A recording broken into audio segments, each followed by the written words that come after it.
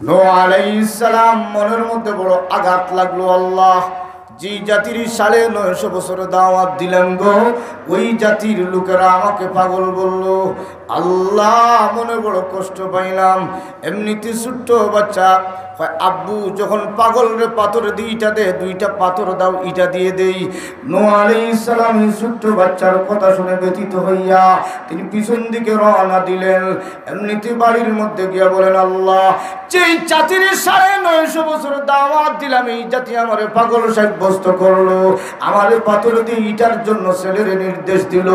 আল্লাহ, তোমার কাছে দরখাস্ত রাখলাম, এমন একটা কাফের দুনিয়াতে জীবিত রাখো না, সব মেরে ধ্বংস করো।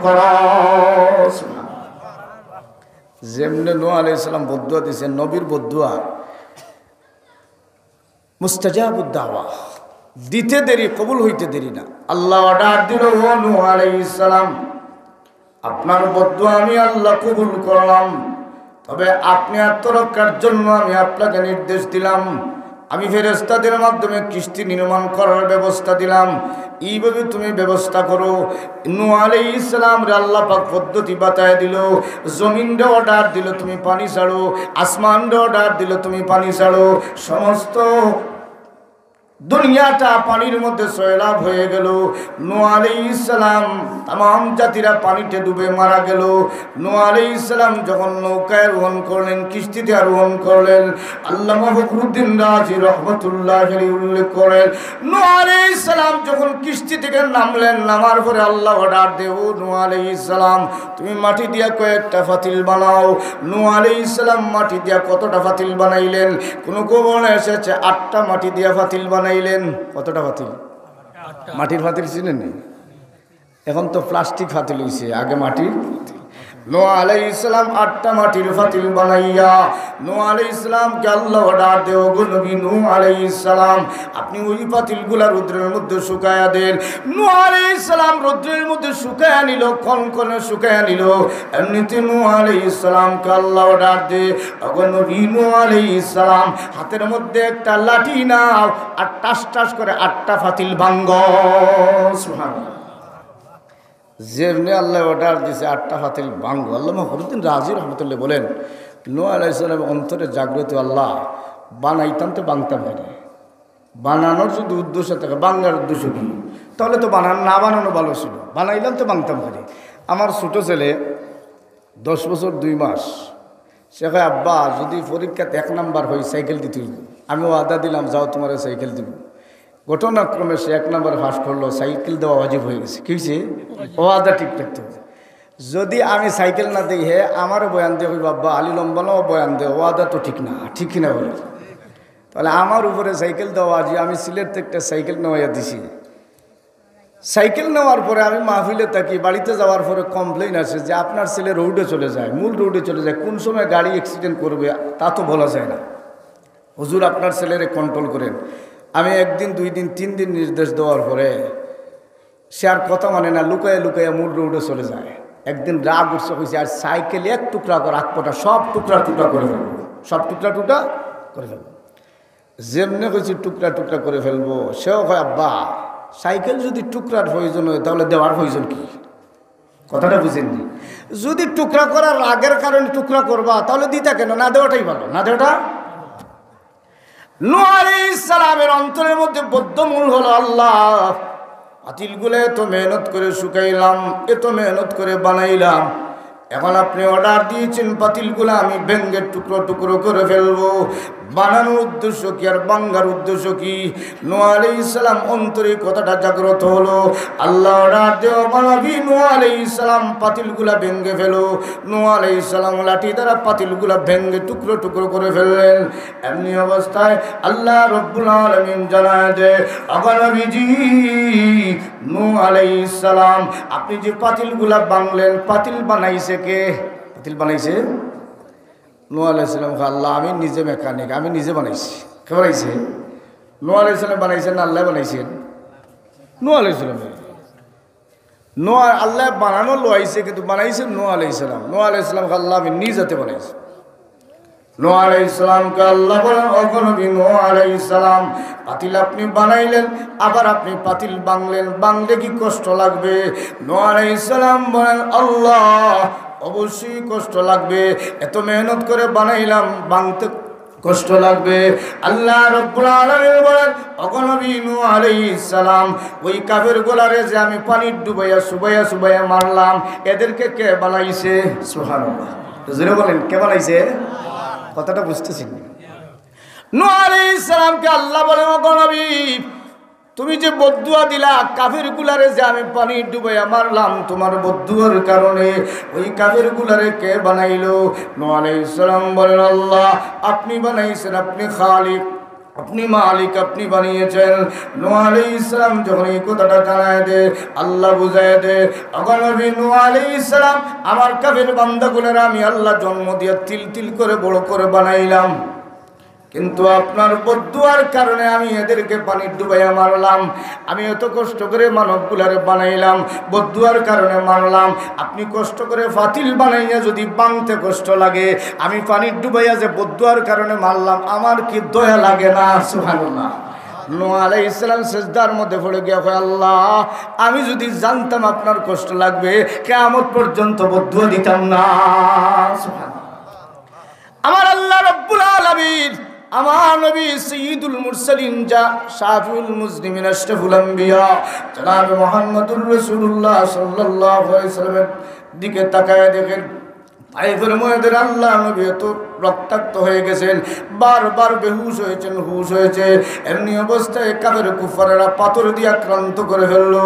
জিবরাইল আলাইহিস সালাম বলেন, ওগো নবীজি, আল্লাহ আমারে পাওয়ার দিয়ে পাঠায়া দিয়েছে, আমি জিবরাইলের আল্লাহ তো ক্ষমতা দিয়েছে, আপনি অর্ডার দিতে পারেন, তায়েফবাসীদেরকে পাহাড়ে কুটাইয়া ধ্বংস করে দিতে পারবো, আপনি শুধু পারমিশন দেন গো, আমি তাদেরকে ধ্বংস করে দেই। আল্লাহ নবী বদদুয়া দেন না, আসমানের দিকে হাত বাড়ায় বলেন, আল্লাহ ওই কাফিরগুলা যে আমার উপর আক্রমণ করেছে, আল্লাহ এরা আমাকে চিনে না, যদি এরা চিনতো তাহলে আমার উপর আক্রমণ করতো না। আল্লাহ আমার আক্রান্ত হওয়ার কারণে, আমার উপর নির্যাতন করার কারণে, আল্লাহ এই জাতির তুমি গজব দিয়া ধ্বংস করিও না। সুবহানাল্লাহ। নূহ আলাইহিস সালাম বদদুয়া দিয়েছেন, আমার নবী বদদুয়া দিয়েছেন না দোয়া দিয়েছেন? আল্লাহ ফখরুদ্দিন রাজি বলেন, আমার নবী তামাম নবীদের নবী। সুবহানাল্লাহ। কেমন ভাবে তামাম নবীদের নবী একটু বললেই বুঝবেন। রাসূল করিম সাল্লাল্লাহু আলাইহি ওয়াসাল্লাম একদিন মদিনা থেকে বাইরে তশরিফ নিলেন। আল্লাহ নবী বাইরে তশরিফ নেওয়ার পরে বেদুইন একটা উট রাখাল আল্লাহ নবীর চেহারা দেখে চিনে ফেলেছে। ডাক দিয়ে বলেন, ওগো নবী মুহাম্মদুর রাসূলুল্লাহ সাল্লাল্লাহু আলাইহি ওয়াসাল্লাম, আপনাকে আমি চিনে ফেলেছি, আপনি আখির নবী, সুতরাং আমার বাড়িতে যতক্ষণ আপনারে নিব না, মেহমানদারি করব না, আমি আপনাকে ছাড়ব না। যেমনি হয়েছে ছাড়ত না। আল্লাহ রসুল কয়ে, ঠিক আছে, তোমার মেহমান হয়ে গেলাম। নবীজি বাড়িতে চলে গেলেন। ওই বেদুইন যথাযথ মেহমানদারি করলো, আল্লাহ নবীর যথাযথ মেহমানদারি করলো। আল্লাহ নবী সন্তুষ্ট হইয়া আসার সময় বললেন, হ্যাঁ বেদুইন, তুমি আমার প্রতি যে ভালো আচরণ করলা, মেহমানদারি করলা, আমি তোমাকে দাওয়াত দিতেছি গো, তুমি সুযোগ পাইলে মদিনাতে যাইও, আমার মেহমান হয়ে যাইও। সুবহানাল্লাহ।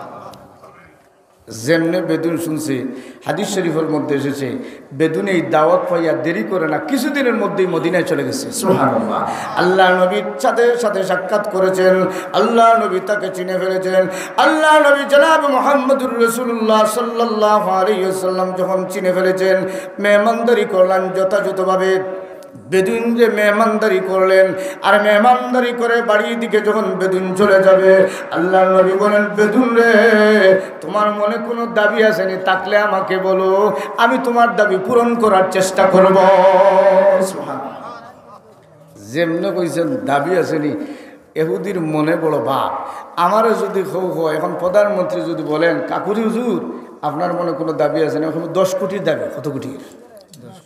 10 কোটি দিলে সব দাবি, আমার ভালো গাড়ি কিনবো, বাড়ি কিনবো, আর বাম বামাইয়া দৌড় হইব, ঠিক কিনা বলেন? কারণ আমার মনে মালোর চিন্তা, কিসের চিন্তা? কথা বলুন মালের চিন্তা হলে কোন মাহফিল গেলে কত বেশি দিব ঠিক কিনা বলে, একটু মাল টানাই যদি দিয়ে একটু বয়ানও টানাই দিব ঠিক কিনা বলে। আপনাদের মনে ভালোর চিন্তা নেই এটা আমি জানি, আমার মনের ভিতরে কিছু চিন্তা আছে যেহেতু আমি মানুষ ঠিক কিনা বলেন। বেদুইন তার মনের মধ্যে যে বাপ, বেদুইন এমনি অবস্থায় কইয়া রাসূলুল্লাহ সাল্লাল্লাহু আলাইহি ওয়াসাল্লাম আমার বাহন যেটা নিয়ে এসেছে এটা বড় দুর্বল বাহন, আল্লাহ নবী গো আমার একটা সবল বাহন দিয়া দেন, আমি যাতে শক্তিশালী বাহন নিয়ে দৌড়াইতে পারি। আল্লাহ নবী বলেন সাহাবীরা রে একটা শক্তিশালী বাহন তাকে দিয়ে দাও। ওই বেদুইন বাহন নিয়ে যাওয়া যখন শুরু করেছে আল্লাহ নবী বলেন বেদুইন আর মনের মধ্যে কোনো দাবি আছে নাকি? বেদুইন ডাক দিয়া বলে ওগো নবীজি আমার মনের মধ্যে আরেকটা দাবি, আমার বিবি দুর্বল কাজ করতে পারে না, আমি দেখতে পাইতেছি আপনার কাছে গোলাম বান্দি আছে, একটা বান্দি যদি আমার বিবির জন্য দিয়া দেন বড় উপকার হবে। আল্লাহর রাসূল বলেন সাহাবীরা রে বেদুইনকে একটা বান্দি দিয়া দাও। সুবহানাল্লাহ। কয়টা পাইছে? জোরে বলেন। রাসূল দেখতেছেন দেখে আর কি চায়, আর কি চায়। এমনি অবস্থায় আল্লাহর নবী ডাক দেন ও বেদুইন তোমাকে গোলাম বান্দি দিলাম আর মনে কোনো দাবি আসেনি বলো। সে ডাক দেখো ইয়া রাসূলুল্লাহ আমার অনেক বকরির ফাল আছে, হঠাৎ বাঘ এসে বকরির ফাল ধরে ফেলে, আপনার কাছে একটা দরখাস্ত, আমাকে যদি আপনি একটা প্রশিক্ষণপ্রাপ্ত কুকুর দেন তাহলে একটু ভালো হবে। সুবহানাল্লাহ। যেমনি কইছে প্রশিক্ষণপ্রাপ্ত কুকুর, আল্লাহর নবী বলেন সাহাবায়ে কেরামগণ প্রশিক্ষণপ্রাপ্ত একটা কুকুর দিয়া দাও। কটা পাইছে? কটা? যেমনি প্রশিক্ষণপ্রাপ্ত কুকুর পাইল আল্লাহর নবী আফসোস করে বলেন ও বেদুইন তুমি তো আমার কাছে তিনটা জিনিস চাইলা কিন্তু বনি ইসরাইলের বুদ্ধিমান মহিলার মতো চাইতে পারলা না। সুবহানাল্লাহ। বনি ইসরাইলের বুদ্ধিমান মহিলা যেভাবে চাইলো তুমি তার মতো চাইতে পারলা না, তিনটা জিনিস চাইলা। বেদুইন যখন তিনটা জিনিস নিয়ে চলে গেল সাহাবায়ে কেরামগণ জিজ্ঞাসা করেন ওগো নবীজি বেদুইন যখন তিনটা জিনিস নিয়ে গেল আপনি ঘোষণা দিলেন তুমি বুদ্ধিমান মহিলার মতো বনি ইসরাইলের মহিলার মতো চাইতে পারলা না, ওই বুদ্ধিমান মহিলা কে গো, তার কেমন বুদ্ধি আপনি আমাদেরকে একটু জানায় দেন। আল্লাহ নবী ডাক দিয়া বলেন হে সাহাবায়ে কেরাম হযরত মুসা আলাইহিস সালাম যখন মিশর সফর শেষ করে ফিলিস্তিনের দিকে যখন রওনা দিবেন এমনি অবস্থায় মুসা আলাইহিস সালাম জানায় দেন হে বনি ইসরাইলরা শোনো প্রত্যেক রেডি হয়ে যাও, আমরা মিশর সফর শেষ করে ফিলিস্তিনের দিকে চলে যাব। বনি ইসরাইলদের মধ্যে একজন লোক দাঁড়ায় বলে ওগো নবীজি মুসা আলাইহিস সালাম আপনি কি ভুলে গেছেন হযরত ইউসুফ আলাইহিস সালাম ইন্তেকালের সময় ওসিয়ত করে গেছেন আপনারা যখন ফিলিস্তিন ছেড়ে চলে যাবেন তখন ইউসুফ আলাইহিস সালামের লাশ যেন নিয়ে ফিলিস্তিনের দিকে নিয়ে যান, মিশর থেকে যখন চলে যাবেন তার লাশ যেন সাথে নিয়ে যান। আল্লাহ নবী মুসা আলাইহিস সালাম এই কথাটা শুনলেন। মুসা আলাইহিস সালাম এই কথাটা শোনার পরে হযরত মুসা আলাইহিস সালাম বলেন ও বনি ইসরাইলরা তোমরা কি জানো রে ইউসুফ আলাইহিস সালামের লাশ কোথায় আছে? তোমাদের কি জানা আছে হযরত ইউসুফ আলাইহিস সালামের লাশ কোথায় আছে? এমনি অবস্থায় একটা লোক ডাক দিয়া বলেন ওগো নবী মুসা আলাইহিস সালাম এলাকার মধ্যে একজন প্রবীণ মহিলা আছে, একজন বৃদ্ধা মহিলা আছে, বয়োবৃদ্ধ মহিলা আছে, ওই মহিলাটা জানে ইউসুফ আলাইহিস সালামের লাশ কোথায় আছে। হযরত মুসা আলাইহিস সালাম বনি ইসরাইলদেরকে নিয়ে যখন ওই মহিলার কাছে চলে গেলেন এবং বললেন মা গো আমি বনি ইসরাইলের নবী মুসা আলাইহিস সালাম আপনার কাছে একটা দরখাস্ত নিয়ে এসেছি, আপনার কাছে একটা দরখাস্ত হলো আপনি কি জানেন গো ইউসুফ আলাইহিস সালামের লাশ কোথায় আছে? এমনি অবস্থায় মহিলা ডাক দিয়ে বলেন হ্যাঁ নবী মুসা আলাইহিস সালাম আমার জানা আছে ইউসুফ আলাইহিস সালামের লাশ কোথায় আছে, তবে আমি আপনার ওই লাশটা দেখায় দিব, আপনার দরখাস্ত কবুল করব, কিন্তু আমারও আপনার কাছে একটা দরখাস্ত আছে, আপনি যদি আমার দরখাস্ত কবুল করেন আপনার দরখাস্ত কবুল করব। আপনি যদি আমার দরখাস্ত কবুল করেন তাহলে আমি আপনার দরখাস্ত কবুল করব। মুসা আলাইহিস সালাম বলেন মা তোমার কি দরখাস্ত একটু বলো। যদি আমার ক্যাপাসিটির ভিতর হয় আমি কবুল করব। এমনিতে মহিলা ডাক দেয়া বলেন, বনি ইসরাইল নবী মুসা আলাইহিস সালাম আপনার কাছে দরখাস্ত হলো, আমি জিন্দেগিতে কিচ্ছু চাই না, কোনো কিছু চাই না, একটা মাত্র দরখাস্ত, আপনি যখন জান্নাতে যাবেন আমাকে জান্নাতে নিয়ে যেতে হবে। সুবহানাল্লাহ। দেখছেন নি বুদ্ধিমান মহিলার দাবি? উট চাইছে না বকরি চাইছে? কি চাইছে? জান্নাত চাইছে। এটা বুদ্ধিমানের কাজ। কিসের কাজ? নবী বলেন বনি ইসরাইলের বুদ্ধিমান মহিলার মতো চাইতে পারলা না। মুসা আলাইহিস সালাম যখন এই কথাটা শুনেছেন, মুসা আলাইহিস সালাম চিন্তায় পড়ে গেছেন। মা, তুমি যে আমার কাছে একটা দরখাস্ত রাখলা গো মা, ওই দরখাস্ত যে আমার কাছে রাখলাম, এই জান্নাতের মালিক তো আমি না, জান্নাতের মালিক আমার আল্লাহ। সুবহানাল্লাহ। আমার পক্ষে জান্নাত দেওয়া সম্ভব হবে না, আমার পক্ষে জান্নাতে দেওয়া সম্ভব হবে না। মহিলা ডাক দিয়ে বলে, ও নবী মুসা আলাইহিস সালাম, আপনি যদি আমার দরখাস্ত কবুল না করেন তাহলে আমি ওয়াদা দিলাম আপনার দরখাস্ত কবুল করব না। সুবহানাল্লাহ। মহিলা কি ফাঁসান দেখতেছেন, আপনি আমার দরখাস্ত কবুল না করলে আপনার দরখাস্ত আমি কবুল করব না। অথচ তাকায় দেখেন আমার নবী সাইয়্যিদুল মুরসালিন জনাবে মুহাম্মদুর রাসূলুল্লাহ সাল্লাল্লাহু আলাইহি ওয়াসাল্লামকে আল্লাহ পাক কি সম্মান কি মর্যাদা দিল। হাদিস শরীফের মধ্যে এসেছে, আল্লাহর নবী একদিন ওযু করতেছেন, ওযু করার সময় ছোট্ট একটা বাচ্চা, 11 থেকে 12 বছরের বাচ্চা, হাদিসে তার নাম উল্লেখ করা হয়েছে রাবিয়া বিন কাব আসলামী রাদিয়াল্লাহু তাআলা আনহু। ছোট্ট 11 থেকে 12 বছরের বাচ্চা আল্লাহ নবীর কাছে দৌড়ায় গেল আর বলল, ইয়া রাসূলুল্লাহ সাল্লাল্লাহু আলাইহি ওয়াসাল্লাম, আপনি যদি পারমিশন দেন গো তাহলে আমি আপনার ওযুর পানিটা ঢেলে দিব, ওযুর পানিটা আমি ঢেলে দিব। আল্লাহর নবী পারমিশন দিলেন, ছোট্ট বাচ্চা ওযুর পানিটা ঢেলে দিল। আল্লাহর নবী ওযু করলেন, ওযু করার পরে ডাক দিয়া বলেন, ও রাবিয়া বিন কাব আসলামী, তোমার মনে কি কোনো আশা আছে, কোনো দাবি আছে? থাকলে তুমি বলো। হাদিস শরীফের মধ্যে এসেছে ওই 11 থেকে 12 বছরের বাচ্চা রাবিয়া বিন কাব আসলামী রাদিয়াল্লাহু তাআলা আনহু বলেন, ইয়া রাসূলুল্লাহ, ইয়া হাবিবাল্লাহ, আমার জিন্দেগিতে একটা মনের মধ্যে আশা। আল্লাহর নবী বলেন, কি তোমার আশা? আল্লাহর নবী গো, আমার মনের আশা হলো আমি আপনার সাথে জান্নাতে যেতে চাই। দেখছেন নি কত বছরের বাচ্চা? আমরা যদি 11 থেকে 12 বছরের বাচ্চারা কই তুমি কি চাও, সাইকেল চাই, কিনতে চাই। আরো যদি বড় হয় তো কইবে হুন্ডার চাই, কিনতে চাই। 11 থেকে 12 বছরের বাচ্চা রাবিয়া বিন কাব আসলামী রাদিয়াল্লাহু তাআলা আনহু বলেন, ওগো নবীজি, আমার মনের মধ্যে একটা আশা গো, আপনি আমাকে আপনার সাথে আমি জান্নাতে যেতে চাই।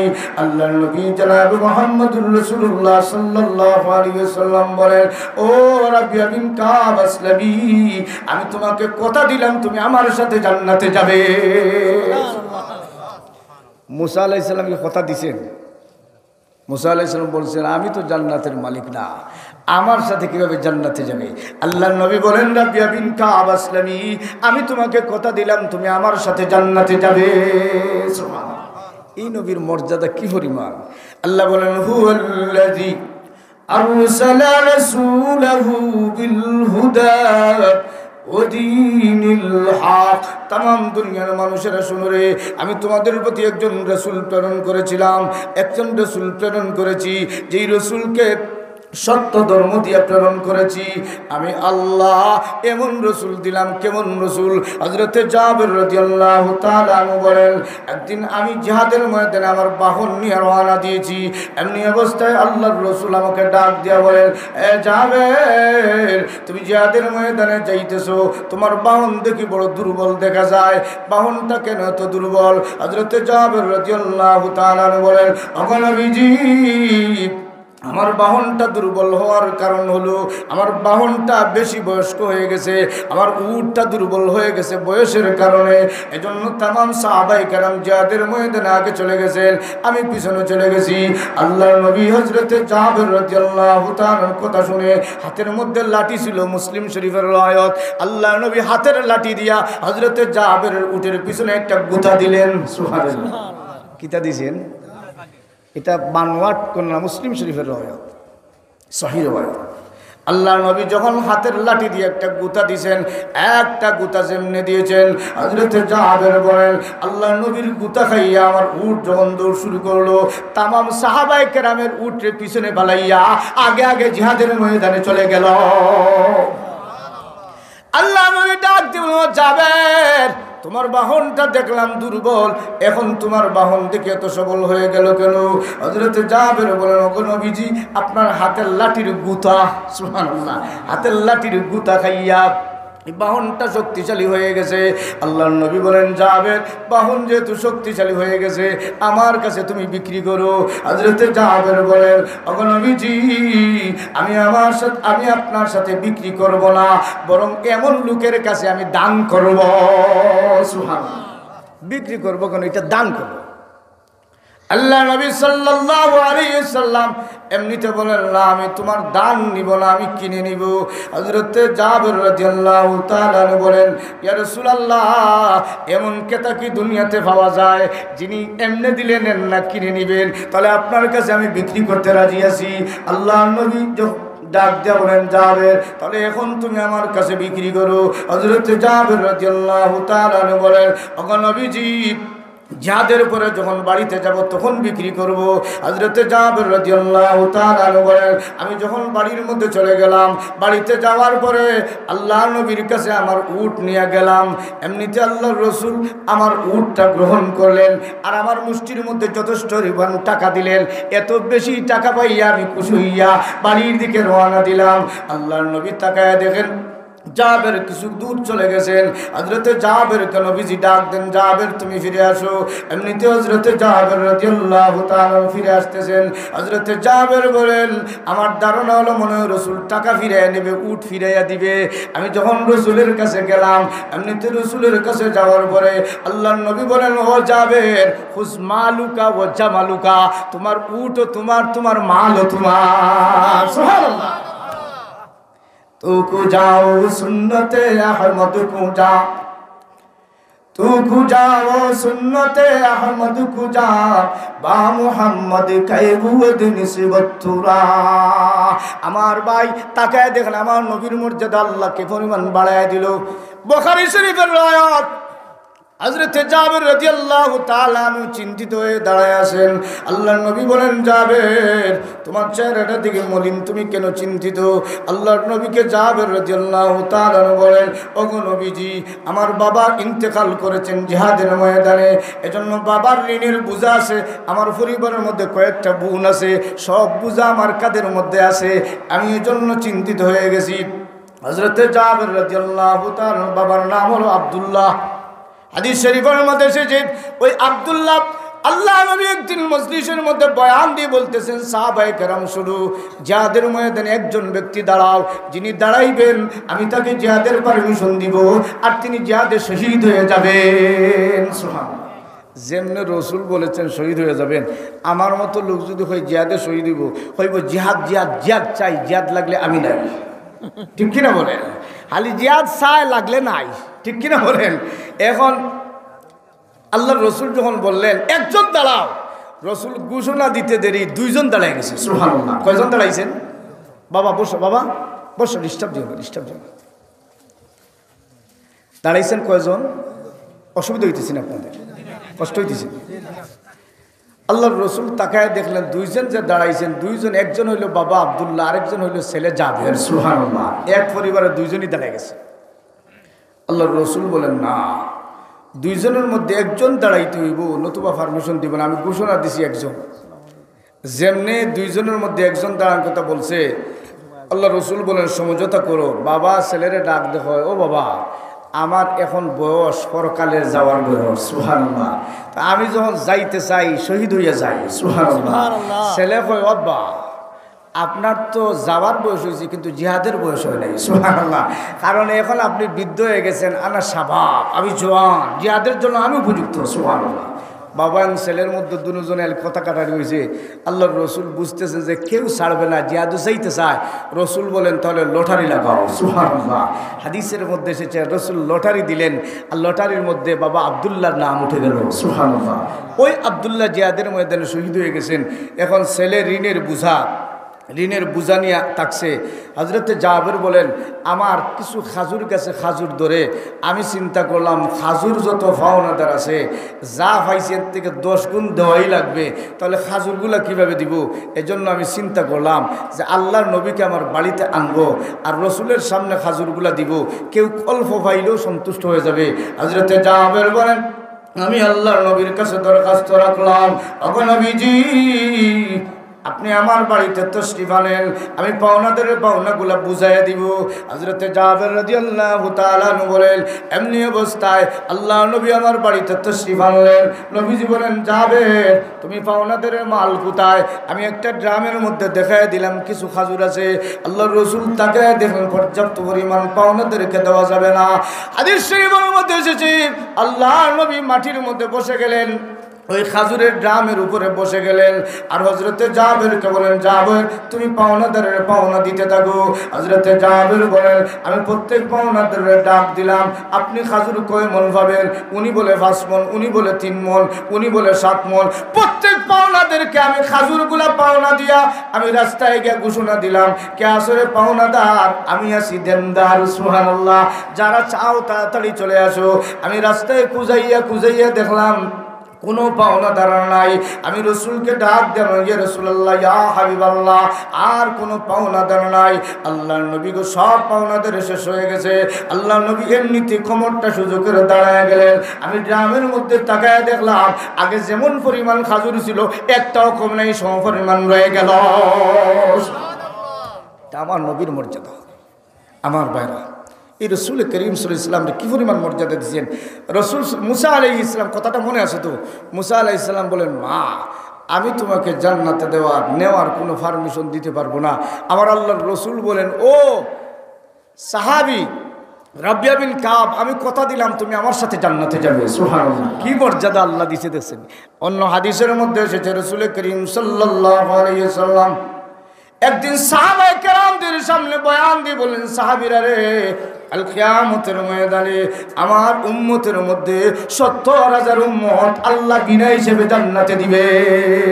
সুবহানাল্লাহ। কত হাজার উম্মত? কত হাজার? ৭০,০০০। ৭০,০০০ উম্মত আল্লাহ বিনা হিসেবে দিবে। যেমনে রসুল ঘোষণা দিয়েছেন একজন সাহাবী নাম হলো ওয়াকাশা বিন মুহসিন রাদিয়াল্লাহু তাআলা আনহু, উনি দাঁড়ায় বলি ইয়া রাসূলুল্লাহ আপনার কাছে দরখাস্ত আপনি যেন ঘোষণা দেন আমার আল্লাহ যেন ৭০,০০০-এর ভিতরে বিনা হিসেবে জান্নাত দেন। সুবহানাল্লাহ। আল্লাহ নবী ডাক দিয়ে বলেন ও ওয়াকাশা বিন মুহসিন শোনো আল্লাহ পাক রব্বুল আলামিন তোমাকেও বিনা হিসেবে জান্নাতে দিবে। সুবহানাল্লাহ। মুসা আলাইহিস সালাম কয় আল্লাহ আমার যে মহিলার দাবি রাখছে শর্ত লাগাই দিছে আমি যদি কবুল না করি তাহলে ইউসুফ আলাইহিস সালামের লাশ দেখাই দিবেন আল্লাহ আমি কি করি? আল্লাহ ডাক দিয়ে বলেন ও মুসা ওই মহিলার দরখাস্ত আমি আল্লাহ মঞ্জুর করেছি। সুবহানাল্লাহ। তোমার সাথে জান্নাতে দিব। কিন্তু মুসা আলাইহিস সালামকে আল্লাহ এই ক্ষমতা দেয় না জান্নাতে দেওয়া। ওয়াকাশা বিন মুহসিন রাদিয়াল্লাহু তাআলা যখন বললেন ইয়া রাসূলুল্লাহ আপনি ৭০,০০০ বিনা হিসেবে জান্নাতে যাবে আমার জন্য দোয়া করেন। আল্লাহ রসুল বললেন যাও তুমিও ৭০,০০০-এর মধ্যে বিনা হিসেবে জান্নাতে যাবে। এমনিতে আরেকজন সাহাবী দাঁড়ায় ইয়া রাসূলুল্লাহ ওয়াকাশার জন্য দোয়া করছেন আমার জন্য দোয়া করেন আল্লাহ যেন আমাকেও বিনা হিসেবে জান্নাত দে। যেমনিতে আল্লাহর রসুল বলেন ও সাহাবী আমার কাছে যে দেবার ফান্ড ছিল নীল হয়ে গেছে। সুবহানাল্লাহ। কি হয়েছে? সহিহ হাদিস। আমার আল্লাহ রাব্বুল আলামিন নূহ আলাইহিস সালাম রে এমন মর্যাদা দিল ৯৫০ বছর শুধু ইলাহিয়তের দাওয়াত দিলেন উম্মত পাইলেন মাত্র ৮০ জন। কিন্তু আমার নবীকে আল্লাহ হায়াত দিল ৬৩ বছর, নবুয়তের জিন্দেগি দিল মাত্র ২৩ বছর। ২৩ বছরের জিন্দেগির মধ্যে আল্লাহ পাক রব্বুল আলামিন আমার নবীকে কেমন মর্যাদা দিল তাকায়া দেবেন। এমন উম্মত দান করলো এমন মর্যাদা দিল। হাদিস শরীফের মধ্যে এসেছে আল্লাহর রাসূল সাল্লাল্লাহু আলাইহি ওয়াসাল্লাম একদিন ফজরের নামাজের পরে আল্লাহ নবী সাহাবায়ে কেরামদেরকে লক্ষ্য করে বলেন সাহাবীরা রে আমি গত রাত্রে স্বপ্নের মধ্যে তাকায় দেখলাম হযরতে আদম আলাইহিস সালাম থেকে নিয়া ঈসা আলাইহিস সালাম পর্যন্ত तमाम নবী এবং রাসূল উম্মত মিলে আমি নবীর সাথে সাক্ষাতের জন্য হাজির। আল্লাহ নবী বলেন আমি তাকায় দিই কোনো পয়গম্বর 40,000 উম্মত নিয়ে আমার সাথে সাক্ষাতের জন্য হাজির, কোনো পয়গম্বর 10,000 উম্মত নিয়ে হাজির, কোনো পয়গম্বর 4,000 উম্মত নিয়ে হাজির, কোনো পয়গম্বর নাই উম্মত নিয়ে হাজির। এমনিতে আমি তাকায় দেখি কোন একজন পয়গম্বর এত বেশি উম্মত নিয়ে আমার সাথে সাক্ষাতের জন্য হাজির। আল্লাহর রাসূল বলেন আমি এত বেশি উম্মত দেখলাম যাদের পায়ের আঘাতে দুলুগুলু আকাশে উড়ে আকাশ অন্ধকার করে ফেলেছে। আল্লাহর নবী বলেন সাহাবীরা রে আমি এত বেশি উম্মত দেখে চিন্তিত হয়ে গেলাম, কোন নবী এত বেশি উম্মত নিয়ে আমার সাথে মুলাকাতের জন্য আসতেছেন। আল্লাহর রাসূল বলেন আমি আল্লাহ রব্বুল আলামিনের কাছে দরখাস্ত রাখলাম, আল্লাহ ওই কোন নবী এত বেশি উম্মত নিয়ে আমার সাথে মুলাকাতের জন্য আসতেছে। আল্লাহ পাক পরওয়ারদিগার আলম জানায় দে ওগো নবীজি ওই নবীর নাম হচ্ছে মুসা আলাইহিস সালাম, উনি 6 লক্ষ উম্মত নিয়ে আপনার সাথে মুলাকাতে হাজির। সুবহানাল্লাহ বলতে বড় আস্তে, সওয়াব হইব না আযাব হইব? সুবহানাল্লাহ বললে সওয়াব হইব না আযাব হইব? কি পরিমাণ সওয়াব হইব? তামলাআন মা বাইনাস সামাওয়াতি ওয়াল আরদ। কোন মুমিন যদি একটাবার সুবহানাল্লাহ বলে আকাশ এবং জমিনের মধ্যে যত ফাঁকা জায়গা আছে আল্লাহ সওয়াব দিয়ে করে দিয়ে সুবহানাল্লাহ। এখন মুসা আলাইহিস সালামের কথা যখন নবীজি শুনছেন যে 6 লক্ষ উম্মত নিয়ে আমার সাথে মুলাকাতে আসতেছেন, হযরত মুসা আলাইহিস সালামের ব্যাপারে আল্লাহর রাসূল চিন্তিত হয়ে গেলেন। আল্লাহ মুসা আলাইহিস সালাম উম্মতের দিক দিয়ে বেশি লাভ করবেন, 6 লক্ষ উম্মত মনে আমার হবে না, আমার তো এত বেশি হবে না। আল্লাহর রাসূল বলেন আমি 6 লক্ষ উম্মতের সংবাদ পাইয়া চিন্তিত হয়ে গেলাম। আমি আল্লাহ রব্বুল আলামিনের কাছে দরখাস্ত রাখলাম এত বেশি উম্মত মুসা আলাইহিস সালাম আমার সাথে সাক্ষাৎ করার জন্য নিয়ে আসতেছেন। আল্লাহ পাক রব্বুল আলামিন বলেন ওগো নবীজি আপনার মাথাটা ডান দিকে ঘোরান। আল্লাহর রাসূল বলেন আমি মাথাটা ডান দিকে ঘোরালাম, তাকায় দেখি এত মানুষ আর মানুষ দেখা যায় যেই মানুষের কারণে ডান দিকের সমস্ত আকাশ আড়াল হয়ে গেছে।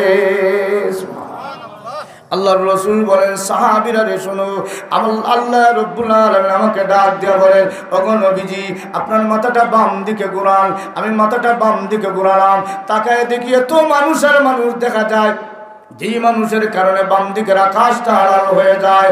আল্লাহর নবী মুহাম্মদুর রাসূলুল্লাহ সাল্লাল্লাহু আলাইহি সাল্লাম বলেন সাহাবীরা রে ডানে বামে এত মানুষ দেখে আমি চিন্তিত হয়ে গেলাম, আল্লাহ এত কোন নবী এত বেশি উম্মত নিয়ে আমার সাথে আসতেছেন মুলাকাতের জন্য। আল্লাহ পাক রব্বুল আলামিন জানায় দে ওগো নবীজি ওই সমস্ত যত উম্মত দেখলেন ওই সমস্ত উম্মত হলো আপনি নবীর উম্মত। সুবহানাল্লাহ। উম্মত কম না বেশি? অসুবিধা হইতেছেন আপনাদের? বয়ান চলবো না ইনশাআল্লাহ? আলহামদুলিল্লাহ। একটু জিকির করেন লা ইলাহা ইল্লাল্লাহ, লা ইলাহা ইল্লাল্লাহ, লা ইলাহা ইল্লাল্লাহ, লা ইলাহা ইল্লাল্লাহ, লা ইলাহা ইল্লাল্লাহ, ইল্লাল্লাহ, লা ইলাহা ইল্লাল্লাহ মুহাম্মাদুর রাসূলুল্লাহ সাল্লাল্লাহু আলাইহি ওয়াসাল্লাম। আল্লাহর রাসূল সাল্লাল্লাহু আলাইহি ওয়াসাল্লামকে আল্লাহ জানায় দিল ডানে বামে যত উম্মত দিলেন সব আপনি উম্মত, আপনি নবীর উম্মত। সুবহানাল্লাহ। এখন কি পরিমাণ উম্মত দিয়েছেন শামাইলে তিরমিজির মধ্যে বর্ণিত। আল্লাহর রাসূল বলেন কাল কিয়ামতের ময়দানে আল্লাহ তামাম নবী উম্মতদেরকে কাতার বন্দি করবেন, আর কাতারের সংখ্যা হবে 120 কাতার। সুবহানাল্লাহ। কত কাতার হইব? 120। আল্লাহ নবী বলেন সাহাবীরা রে কাল কিয়ামতের ময়দানে তামাম নবী এবং উম্মত মিলে হবে মাত্র 120 কাতার। 120 কাতারের মধ্যে তামাম নবী এবং উম্মত মিলে হবে মাত্র 40 কাতার, আর আমি নবী একা হব 80 কাতার উম্মতের নবী। কম না বেশি? নূহ আলাইহিস সালাম দাওয়াত দিয়েছেন 950 বছর দিয়ে 80 জন। আল্লাহ কয় বয়স যদিও কম দেই মর্যাদারে বাড়াই দিছি। সুবহানাল্লাহ। মর্যাদারে বাড়াইছি। আমার ভাইরা এই রাসূল সাল্লাল্লাহু আলাইহি ওয়াসাল্লামকে আল্লাহ বলেন तमाम জাতিদের জন্য আল্লাহ বলেন হুয়াল্লাযী আরসালা রাসূলাহু বিল হুদা দুনিয়ার মানুষেরা শোনো, তোমাদের প্রতি সেই আল্লাহ একজন রসুল প্রেরণ করেছেন হেদায়েত দিয়া। কি দিয়া? হেদায়েত দিয়া। এই রসুলের সংস্পর্শে সে হেদায়েত পেয়ে যাবে, আমার রসুলের কাছে আসলে হেদায়েত পেয়ে যাবে। আমার ভাইয়েরা, বুখারী শরীফের রওয়ায়াত, রসুল করিম সাল্লাল্লাহু আলাইহি ওয়াসাল্লামকে আল্লাহ এত মর্যাদা দিল, আল্লাহর নবী সাহাবায়ে কেরামদেরকে নিয়ে আল্লাহ পাক রব্বুল আলামিন এত মর্যাদা দিল। রসুল করিম সাল্লাল্লাহু আলাইহি ওয়াসাল্লাম যখন হুদায়বিয়া মক্কার দিকে যখন 1500 সাহাবায়ে কেরাম নিয়ে যখন রওনা দিলেন, হুদায়বিয়ার কাছে গিয়া আল্লাহর নবীর পানির পাত্র, বুখারী শরীফের রওয়ায়াত, চামড়ার পানির পাত্র ছিল। ওই পানির পাত্র ছাড়া আর কোনো পানি সাহাবায়ে কেরামদের নাই। হযরতে জাবের রাদিয়াল্লাহু তাআলা আনহু বলেন, আমি তাকায় দেখলাম ওই পাত্রের মধ্যে শুধু পানি আছে, আর কোনো পানি নাই। আল্লাহর নবী ওই চামড়ার পাত্রের মধ্যে ওযু করলেন। আমরা সাহাবায়ে কেরামকে দরখাস্ত রাখলাম, ইয়া রাসূলুল্লাহ, আমরা খাওয়ারও পানি নাই, ওযুরও পানি নাই, শুধু আপনার চামড়ার পাত্রের মধ্যে পানি আছে। হযরতে জাবের রাদিয়াল্লাহু তাআলা আনহু বলেন, এমনিতে আল্লাহর নবীর দিকে আমি তাকায় দেখলাম, নবীজি ওনার আঙ্গুলটা পানির পাত্রের ভিতরে ঢুকায় দিলেন। বুখারী শরীফের রওয়ায়াত, আঙ্গুলগুলো পানির পাত্রের মধ্যে ঢুকায় দিলেন, আর কি যেন চুপে চুপে বললেন। এরপরে আর দিলেন, সাহাবায়ে কেরাম পানি নিতে থাকো, পানি নিতে থাকো। আমরা প্রত্যেকে ওযু করলাম এবং পানি পান করলাম। জিজ্ঞাসা করা হয়, হে জাবের রাদিয়াল্লাহু তাআলা আনহু, ওই সময় আপনারা সংখ্যায় কত ছিলেন? হযরতে জাবের বলেন, আমরা সংখ্যায় ছিলাম 1400-র উপরে। সুবহানাল্লাহ। কিন্তু শুধু 1400-র উপরে না, যদি লক্ষাধিক সাহাবায়ে কেরাম থাকতো তাহলে ওই পানির পাত্র তাকে পানি ভরে যেত না। সুবহানাল্লাহ। এই নবীর প্রতি মহব্বত থাকার দরকার, ঠিক কিনা বলেন? এখন আল্লাহর নবী বলেছেন, যদি কেউ আমার মহব্বতে, আল্লাহর মহব্বতে আল্লাহর ঘর মসজিদ বানায়, আল্লাহ পাক তার জন্য জান্নাত বানায়। সুবহানাল্লাহ।